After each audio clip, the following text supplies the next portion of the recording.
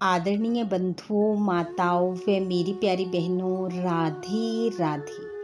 आपका हमारे इस YouTube चैनल पर बहुत बहुत स्वागत है। बंधुओं, आज हम इस वीडियो में गणेश जी की सवारी मूषक कैसे बना की कथा सुनेंगे, जिसे सुनने सुनाने से गणेश जी की कृपा से शत्रु का भय समाप्त होता है, व आया संकट टल जाता है। कथा कहानी सुनने के बाद यदि आप हमारे चैनल पर नए हैं तो कृपया हमारे चैनल को सब्सक्राइब करें, बेल आइकन को प्रेस करें ताकि हमारी वीडियो के नोटिफिकेशन सबसे पहले आप तक पहुंचे। वीडियो को शेयर व लाइक भी जरूर करें। कथा कहानी के अनुसार इंद्रदेव के दरबार में क्रोंच नाम का एक गंधर्व था। एक समय इंद्रदेव ने अपनी सभा में बहुत से ऋषि मुनियों को बुलाया। क्रोंच नाम का वह गंधर्व भी उस समय वहां उपस्थित था और वहां उपस्थित अप्सराओं में मगन था। उसे इस बात का एहसास न था कि सभा में बड़े बड़े ऋषि मुनि पधारे हुए हैं। उसने अपनी मस्ती में मस्त होते हुए मुनि वामदेव के पैर पर अपना पैर रख दिया। मुनि की तरफ उसका कोई ध्यान नहीं था। पैर लगते ही मुनि वामदेव क्रोधित हो उठे और उन्होंने क्रोंच को चूहा बनने का श्राप दे दिया।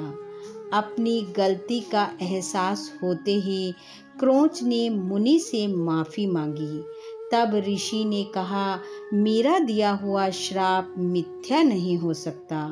हाँ, मैं तुम्हें ये वरदान देता हूँ कि मूषक के रूप में तुम्हारा उद्धार होगा और तुम शिव पुत्र गणेश की सवारी बनोगे। यह कहकर मुनि वहां से चले गए और वह क्रोंच नामक गंधर्व विशाल चूहे के रूप में परिवर्तित होकर पृथ्वी पर गिर पड़ा।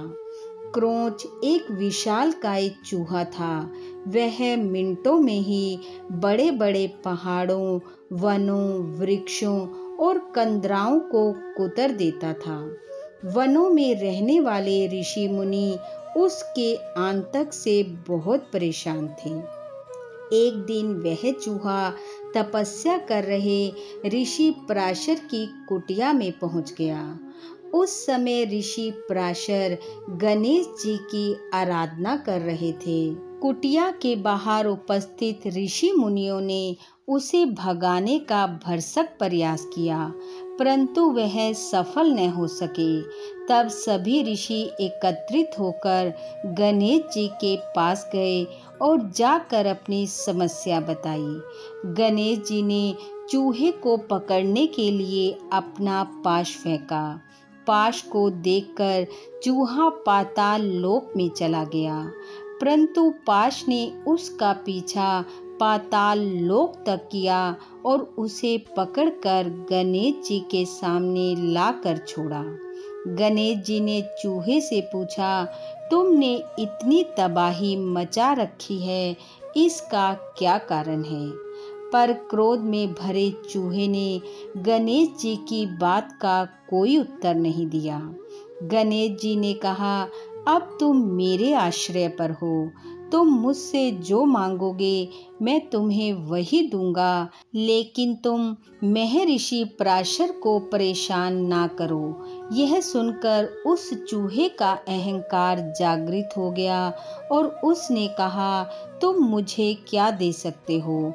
मुझे तुमसे कुछ नहीं चाहिए। हाँ, तुम मुझसे जो मांगोगे वो मैं तुम्हें दूंगा। क्रोंच नामक उस चूहे की बात सुनकर गणेश जी ने कहा, ठीक है, तो तुम मेरी सवारी बनना स्वीकार कर लो। चूहे ने उनकी बात स्वीकार कर ली और गणेश जी की सवारी बनने को राजी हो गया। और जैसे ही गणेश जी चूहे पर सवार हुए, वह उनके भार को सहन ना कर सका और दबने लगा। चूहे ने बहुत कोशिश की, लेकिन वह गणेश जी को लेकर एक कदम भी आगे ना बढ़ सका। उसे शीघ्र ही अपनी गलती का एहसास हो गया। उसका घमंड चूर चूर हो चुका था। उसने कहा, हे गजानन, मुझे क्षमा कर दें। मैं आपके बोझ से दबा जा रहा हूँ। मेरी माफ़ी को स्वीकार करें और मेरे अपराध को क्षमा करें। तब मूषक की विनती पर गणेश जी ने अपना भार हल्का किया और उसके अपराधों को क्षमा करते हुए उसे अपनी सवारी बनाया। तभी से गणेश जी की सवारी चूहे को मूषक और डिंग कहकर पुकारा जाने लगा और गणेश जी मूषक पर सवार रहने लगे। बोलो गणेश जी महाराज की जय। हे गणेश जी, जैसी कृपा कर आपने ऋषि मुनियों के संकट दूर किए, वैसे सबके करना। इस कथा कहानी को सुनने वाले, सुनाने वाले सब पर अपनी कृपा बरसाना, सबके संकट दूर करना, सुख शांति रिद्धि सिद्धि और समृद्धि देना। इन्हीं शुभकामनाओं के साथ आप सबका बहुत बहुत धन्यवाद। राधे राधे।